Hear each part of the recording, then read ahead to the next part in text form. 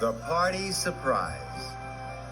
In the hills of Sodom, it was time for the narrow gauge controller's winter holiday party. The party was held at his house. All the children looked forward to it. Mr. Percival and his family lived near the engine depot, so all the narrow gauge engines could enjoy the party too. It was the day of the party. Freddie was working with Colin the crane. They were very good friends. Freddie was excited. This party will be the biggest party ever. Then Mr. Percival arrived. All this cargo must be loaded before the party. Yes, sir. You can rely on us. I must visit Mountain Village Station. I will be back in time for Freddie to take me to the party. Yes, sir. Freddie told Colin all about the party. There'll be decorations, presents, and a big tree covered in lights. Freddie was excited. Colin wasn't. I've never been to a party. Colin was fixed in one place. He couldn't move from the siding. We never have parties at the wharf. Then Freddie had an idea. Maybe this year they could have the party at the wharf. It would be a surprise party for Colin, he thought cheerily. Freddie had to find Mr. Percival. He wanted to ask him if they could have the party at the wharf. I have to go and collect another flatbed. And Freddie raced away. Freddie saw Mr. Percival bicycling away. Then he saw Peter Sam. He was pulling a flatbed full of presents and colored lights. Those must be for the party, Freddie huffed to himself. I have to stop Peter Sam taking them to Mr. Percival's house. So Freddie didn't chuck after Mr. Percival. He raced after Peter Sam instead. Peter Sam, stop! The party's now at the wharf. Peter Sam was surprised. It will be a surprise party for Colin. I'll take your flatbed. Will you tell the other engines?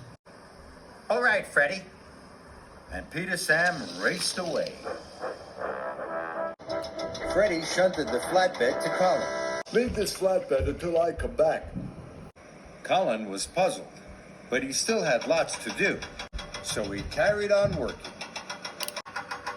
Now I must find Mr. Percival, Freddie thought. And he raced away. On his way, Freddie met Rusty. There was something long and pointy on his flatbed. It's the tree for the party. The party's now at the wharf. Rusty was surprised. I'll take your tree. Will you tell the other engines? All right, Freddie. And Rusty raced quickly away. Freddie puffed and huffed to Colin. Leave this flatbed until I come back. Colin was puzzled, but Colin still had lots of other work to do. So Freddie raced away. It was getting late, and Freddie still had not asked Mr. Percival if they could have the party at the wharf. At last, Freddie puffed up to Mountain Village Station. But Mr. Percival wasn't there. Mr. Percival's already gone back to the wharf. Oh no, I must puff back as quickly as I can.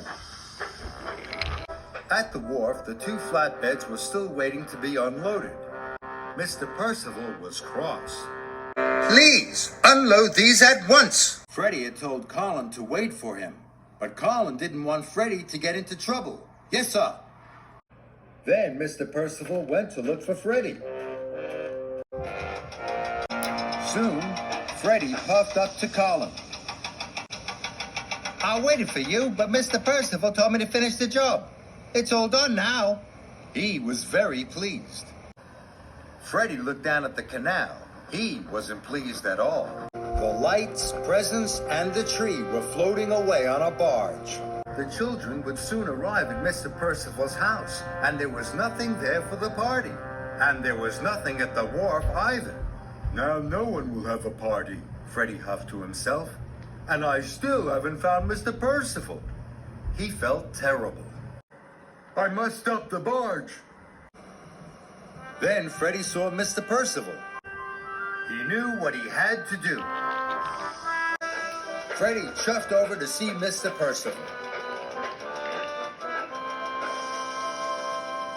Where have you been? Freddie told him all about his idea to have the party at the wharf. It was a surprise for Colin, sir. Colin has never been to a party.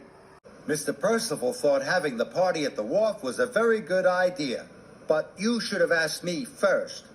Oh, yes, sir. If I work quickly, I can still put everything right.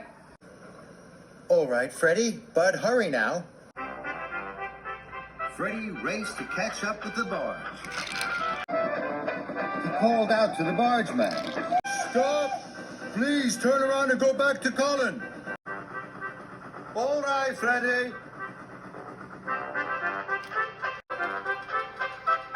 Freddie steamed back to Colin. He told Colin all about the party. I wanted to have a surprise party for you.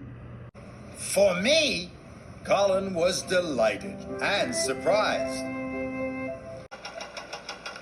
Soon, Colin was unloading everything for the party. Now, Freddie felt very happy.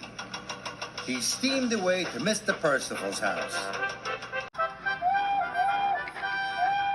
Freddie whistled to the children. The party is now at the wharf.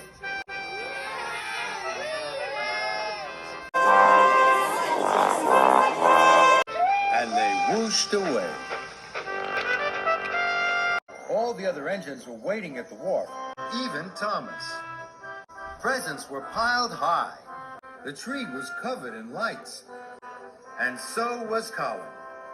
What a wonderful party! Thank you, Freddie! Freddie was delighted.